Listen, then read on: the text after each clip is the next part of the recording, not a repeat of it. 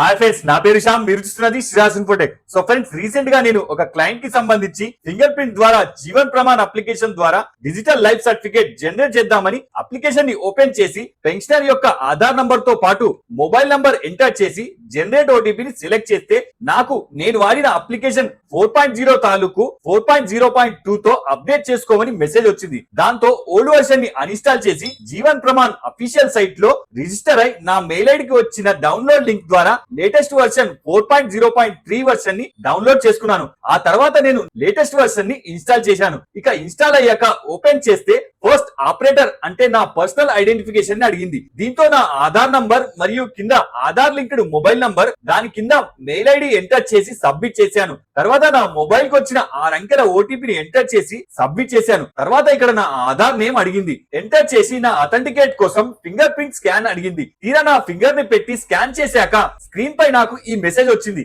XML parser exception expected, a single root element at 1:1. ఎన్నిసార్లు try చేసినా ఇక్కడే ఆగిపోయింది. దీంతో Jeevan Pramaan help desk number కి చాలా సార్లు ట్రై చేశాను, కానీ బిజీ వల్ల కాల్ కలవలేకపోయింది. దీంతో నాకు వచ్చిన ఇష్యూని డీటెయిల్ గా రాసి జీవన్ ప్రమాణ్ హెల్ప్ డెస్క్ కి మెయిల్ చేశాను. దెన్ నాకు నెక్స్ట్ డే రిప్లై వచ్చింది, అప్డేటెడ్ వర్షన్ అప్లికేషన్ ని డౌన్లోడ్ చేసుకోమని. కానీ నా దగ్గర ఆల్రెడీ లేటెస్ట్ వర్షన్ కి సంబంధించిందే ఇన్స్టాల్ అయి ఉంది. దీంతో సేమ్ మెయిల్ ఐడికి రిప్లై చేస్తూ రాశాను, నాకు వచ్చిన ప్రాబ్లం ఈ లేటెస్ట్ వర్షన్ లోనే అని. సో నెక్స్ట్ ఇప్పుడు వాళ్ళ రెస్పాన్స్ కోసం వెయిట్ చేస్తున్నాను. సో ఫ్రెండ్స్, ఒకవేళ మీకు సేమ్ నాకు వచ్చిన మెసేజే వస్తుంది అంటే ఈ ఇష్యూ మీది కాదు, పైనుంచే ఉందని అర్థం. బహుశా ఇది నెక్స్ట్ అప్డేట్ లో ఆటోమేటిక్ గా ఫిక్స్ చేస్తారని అనుకుంటున్నాను. కానీ ఒకవేళ మీకు సక్సెస్ఫుల్ గా వర్క్ చేస్తే మాత్రం నాతో షేర్ చేయకుండా మర్చిపోకండి. సో ఈ వీడియోలో మీకు ఏమైనా డౌట్ ఉంటే నాకు కింద కమెంట్ చేయండి. ఇలాంటి మరిన్ని అప్డేట్స్ కోసం వీడియోని లైక్ చేసి మా ఛానల్ ని సబ్స్క్రైబ్ చేసుకోవాల్సిందిగా కోరుతున్నాను. జై హింద్.